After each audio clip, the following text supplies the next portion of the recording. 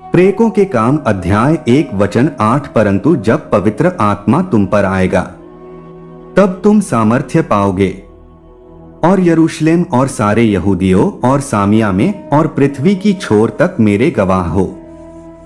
यूहन्ना अध्याय 14 वचन 17। अर्थात सत्य का आत्मा जिसे संसार ग्रहण नहीं कर सकता, क्योंकि वह ना उसे देखता है और ना उसे जानता है। तुम उसे जानते हो क्योंकि वह तुम्हारे साथ रहता है और वह तुम में होगा। सबको जय यूनिवर्स विश्वास की फिर से एक बार यूनिवर्स विश्वास के सामर्थ्यशाली प्रार्थना में आपका स्वागत है। प्रभु आप सभी को बहुतायत की आशीष दे। पवित्र आत्मा परमेश्वर की सामर्थ्य का स्रोत है। पवित्र आत्मा एक व्यक्ति है। वह हवा, आग या शक्ति नहीं है, वह परमेश्वर का तीसरा व्यक्ति है। पवित्र आत्मा स्वयं परमेश्वर है जो हम में रहते हैं।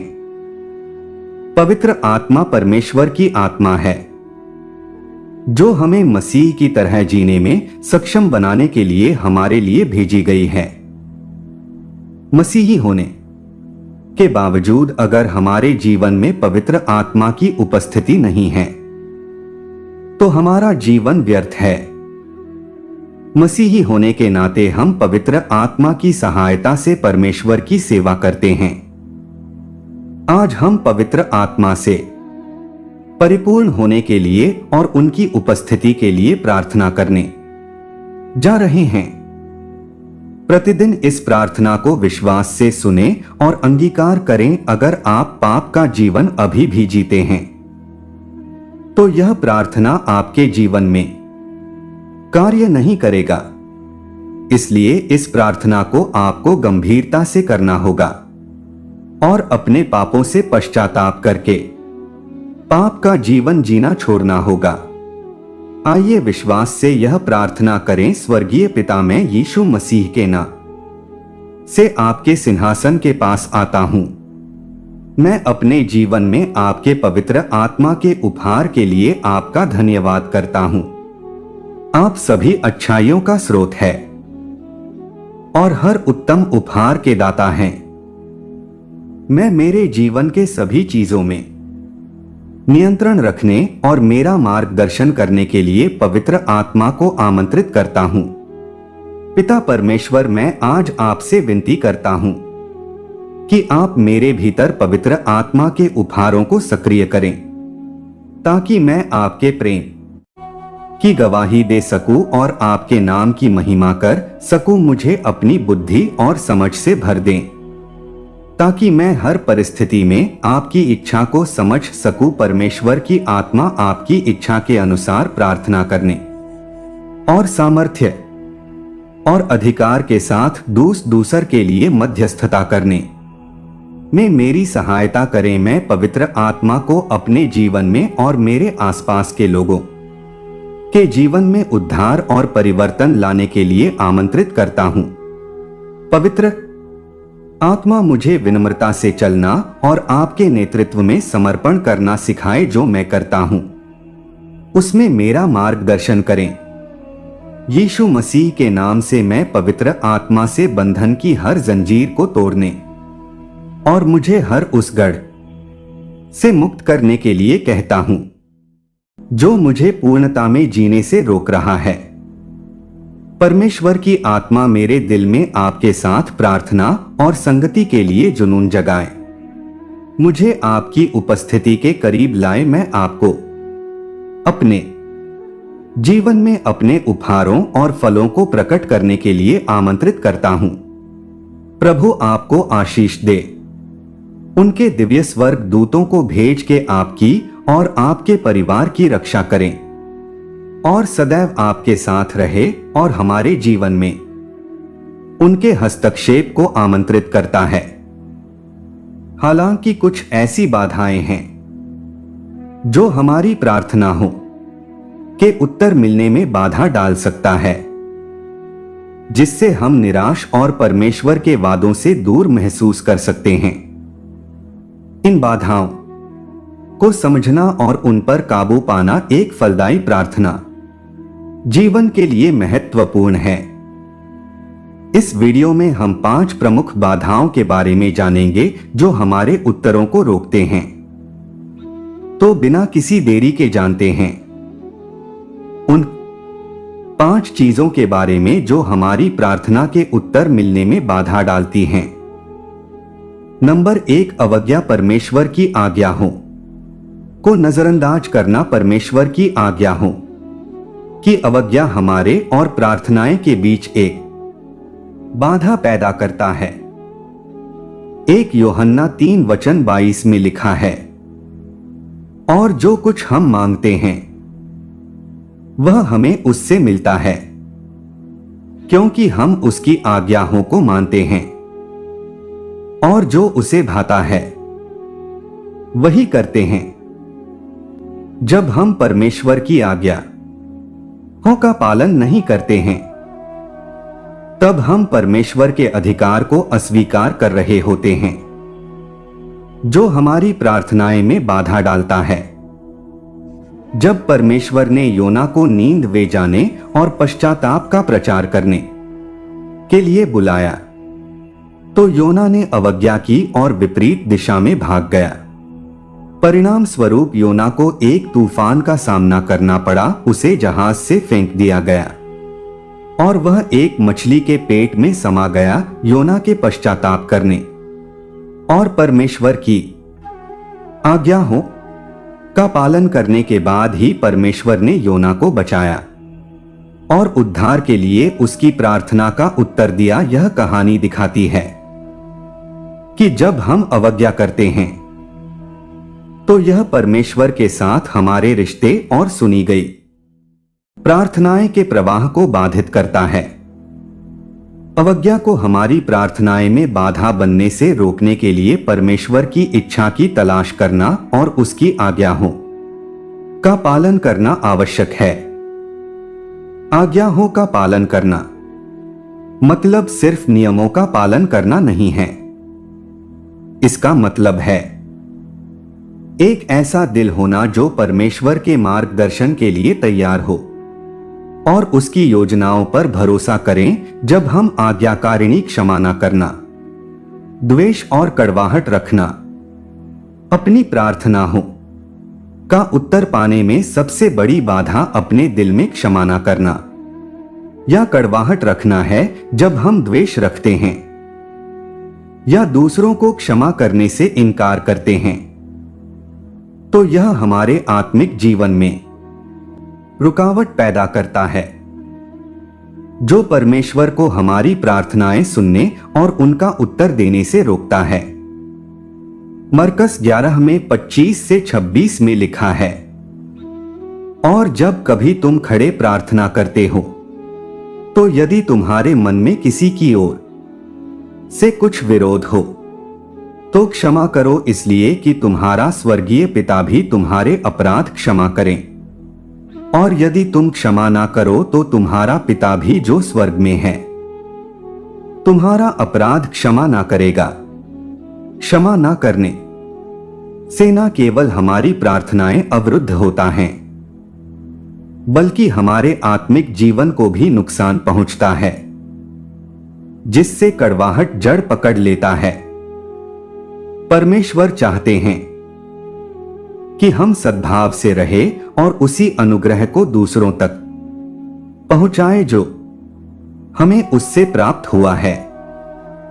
जब हम क्षमा करना चुनते हैं, तब हम परमेश्वर की कृपा प्राप्त करने के लिए खुद को खोलते हैं और सुनिश्चित करते हैं कि हमारी प्रार्थनाएं को सुनने और उत्तर देने के रास्ते में कोई बाधा ना आए।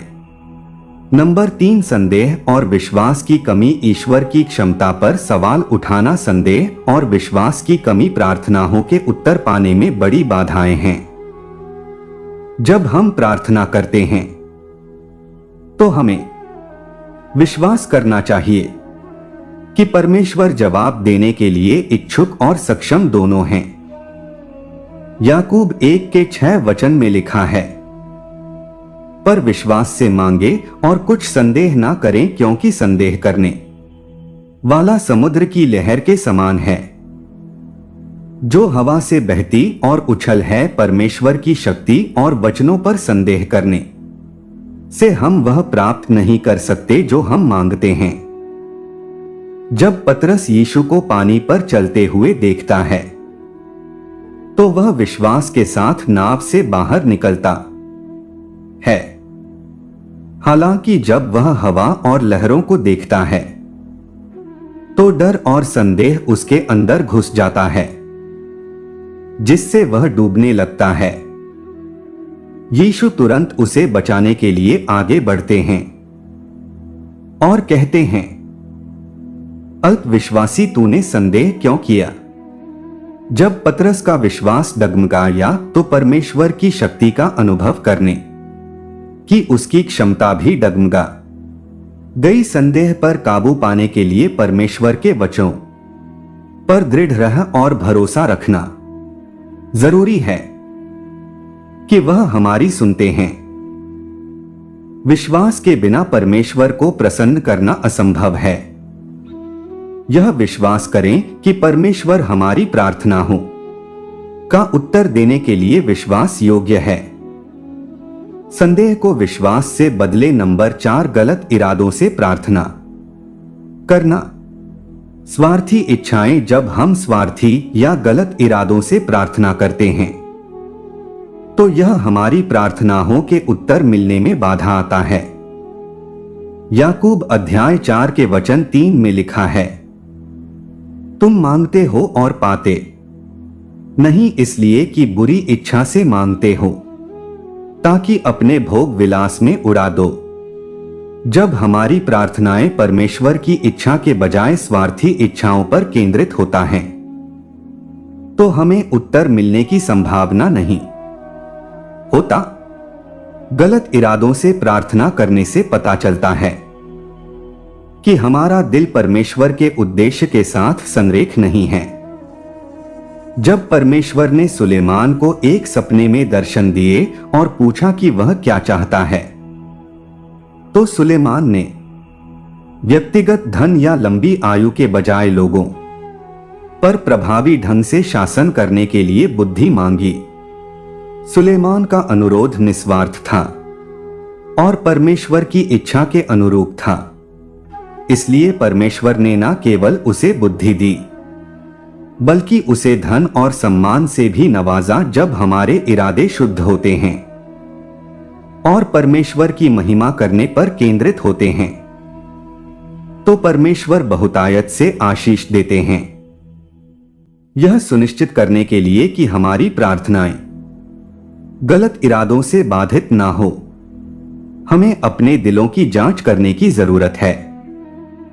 खुद से पूछें, मैं इसके लिए प्रार्थना क्यों कर रहा हूं? क्या यह परमेश्वर की महिमा के लिए है या यह सिर्फ मेरे अपने फायदे के लिए है? प्रार्थनाओं को परमेश्वर के राज्य के उद्देश्यों के साथ संरेख करने का प्रयास करें। जब हमारी प्रार्थनाएं प्रेम, विनम्रता और परमेश्वर की इच्छा को पूरा होते देखने की इच्छा से प्रेरित होती है तो हम खुद को उसकी आशीष प्राप्त करने के लिए तैयार कर रहे होते हैं। नंबर 5, दृढ़ता की कमी। बहुत जल्दी हार मान लेना। कभी कभी प्रार्थनाओं का उत्तर नहीं मिलता क्योंकि हम बहुत जल्दी हार मान लेते हैं। परमेश्वर प्रार्थना में दृढ़ता को महत्व देते हैं। जब हम प्रार्थना करना बंद कर देते हैं या बहुत जल्दी आशा खो देते हैं तो यह विश्वास और धैर्य की कमी को दर्शाता है।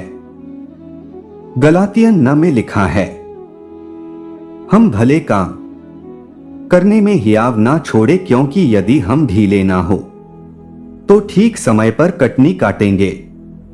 यह वचन हमें प्रोत्साहित करता है कि हम भलाई करने में थके नहीं, क्योंकि अगर हम हार ना माने तो हम फसल काटेंगे। इसमें प्रार्थना में दृढ़ बने रहना शामिल है। अब्राहम और सारा ने वादा किए गए बच्चे को पाने से पहले कई सालों तक इंतजार किया और यूसुफ ने अपने सपनों को पूरा होते देखने से पहले कई परीक्षणों को सहन किया। भले ही जवाब में देरी लगे, याद रखें कि परमेश्वर हर प्रार्थना को सुनते हैं और अपने दिव्य समय के अनुसार जवाब देते हैं। लगातार प्रार्थना करने से हमारा विश्वास बढ़ता है और हम परमेश्वर से जुड़े रहते हैं। तो यह 5 बातें हैं जो हमारी प्रार्थनाएं और परमेश्वर के साथ हमारे रिश्ते को प्रभावित कर सकती है। मसीही होने के नाते आपके जीवन में भी यह 5 बातें हैं। तो यह जरूरी है कि आप अपने आप को बदले और इस प्रार्थना के माध्यम से इन बातों को आपके जीवन से निकाल दें, क्योंकि यह बातें आपकी प्रार्थनाओं को रोकती हैं और आपके विश्वास को कमजोर करती है। तो आइए हम अपने प्रभु परमेश्वर से विश्वास से प्रार्थना करें। स्वर्गीय पिता, मैं आज आपके सामने आदर, विनम्रता और विश्वास से भरे हृदय के साथ आता हूं। आप अल्फा और ओमेगा हैं, आरंभ और अंत है। मैं आपको आपके असीम प्रेम, अनुग्रह और दया के लिए धन्यवाद देता हूं। आप जीवित परमेश्वर हैं जो प्रार्थनाएं सुनते हैं और उनका उत्तर देते हैं। पिता, मैं प्रार्थना करता हूं कि मेरे दिलों में कड़वाहट, क्रोध और क्षमा न करने की हर जड़ को अभी उखाड़ फेंका जाए। प्रभु, मैं हर उस व्यक्ति को क्षमा करता हूं जिसने मुझे चोट पहुंचाई है, मुझे अपमानित किया है या किसी भी तरह से मेरे साथ गलत किया है। मैं उन्हें माफ करना चुनता हूं जैसे आपने मुझे माफ किया। मैं सभी शिकायतों को त्याग देता हूं और आपसे प्रार्थना करता हूं कि आप अपनी शुद्ध करने वाली अग्नि से मेरे हृदय को शुद्ध करें। आपकी चंगाई की सामर्थ्य मेरे माध्यम से प्रवाहित हो टूटे हुए रिश्तों को बहाल करें और जहां कभी कलह थी वहां शांति लाए। यीशु के नाम से मैं घोषणा करता हूं कि क्षमा न करने की कोई भी आत्मा अब मेरी प्रार्थना को बाधित नहीं करेगी। प्रभु, मैं संदेह और अविश्वास विष की आत्मा के विरुद्ध आता हूं। पिता, मैं हर उस झूठ का त्याग करता हूं जो मुझे आपकी शक्ति और मेरी प्रार्थना का उत्तर देने की आपकी इच्छा पर सवाल उठाने का कारण बनता है। मैं घोषणा करता हूं कि मेरे पास मसीह का मन है और मैं यह विश्वास करना चुनता हूं कि आपके लिए कुछ भी असंभव नहीं है। मैं विश्वास में वृद्धि के लिए प्रार्थना करता हूं ताकि मेरे पास हर बीमारी, गरीबी, अभाव, कमजोरी के पहाड़ों को हिलाने के लिए विश्वास हो। प्रभु, मुझे आपके वचनों पर दृढ़ रहने में मदद करें, तब भी जब मेरी परिस्थितियां मेरी प्रार्थना के विपरीत लगती है। मेरी आत्मा को मजबूत करें और मुझे आपके सही समय और दिव्य योजनाओं पर भरोसा करने का आत्मविश्वास दे। संदेह के हर बीज को हटा दें और उसकी जगह अटूट विश्वास लाए। पिता परमेश्वर, मैं हृदय की स्पष्टता और शुद्धता के लिए प्रार्थना करता हूं ताकि मैं गलत इरादों या स्वार्थी इच्छाओं के साथ प्रार्थना ना करूं है। प्रभु, मेरे हृदय की जांच करें और उन सभी अशुद्ध इरादों को प्रकट करें जो आपकी इच्छा के अनुरूप नहीं है। मेरी प्रार्थनाएं आपके नाम को महिमा देने और आपके राज्य को आगे बढ़ाने पर केंद्रित हो। प्रभु परमेश्वर, मेरी इच्छा को अपनी इच्छा के साथ मिलाए और मुझे धार्मिकता के लिए